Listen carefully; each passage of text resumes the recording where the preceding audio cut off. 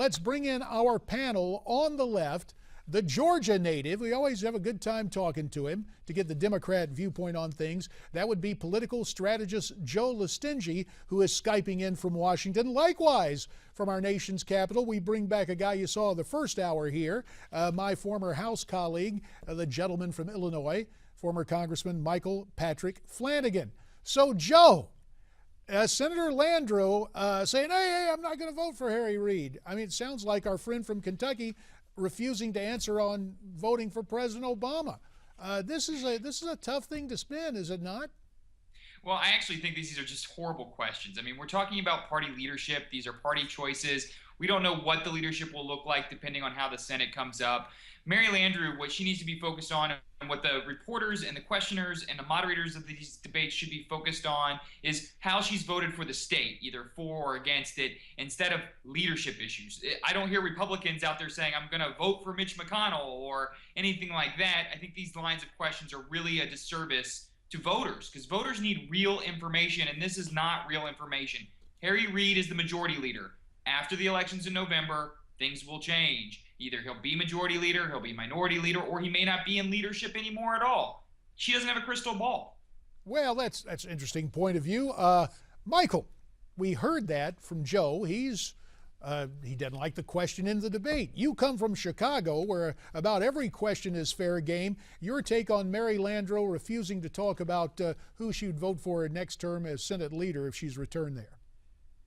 Well, I think the beneficiary of the Louisiana Purchase probably should answer the question by saying, if you like your majority leader, you can keep your majority leader.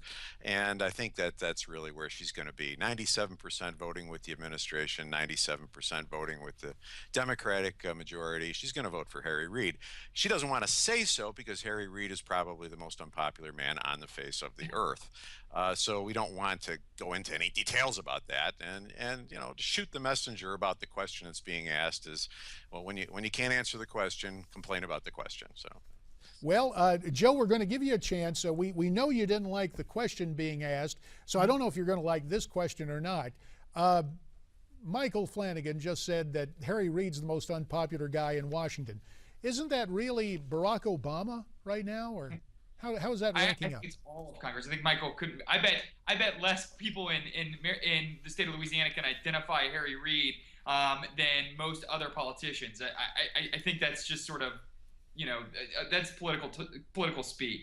The truth is that Washington in general is disliked, and that is true across the country, whether it's Congress or whether it's the president or whether it's in some cases the EPA or whatever. There's someone in Washington that people don't like and they want to pick fights with, and that's fine. I mean, that's good for debate and that's good for discourse. What matters is what is best for the state of Louisiana, what is best for the state of Georgia, Colorado, and that's the beauty of these midterm elections. Those voters get to decide.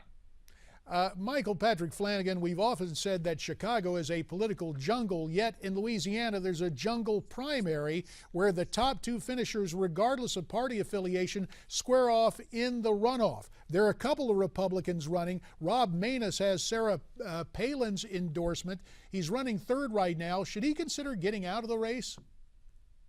I don't think his being in the race at this point matters one way or the other. It's going to the runoff in December, I think it is.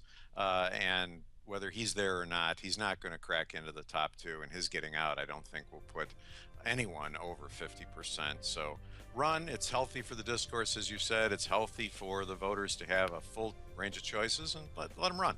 Well, and don't you gents run away, because we want to continue the conversation. Whole lot going on since the midterm is 1 week from today. We'll continue our conversation with Joe Lestingi and Michael Patrick Flanagan right after this on America's Forum.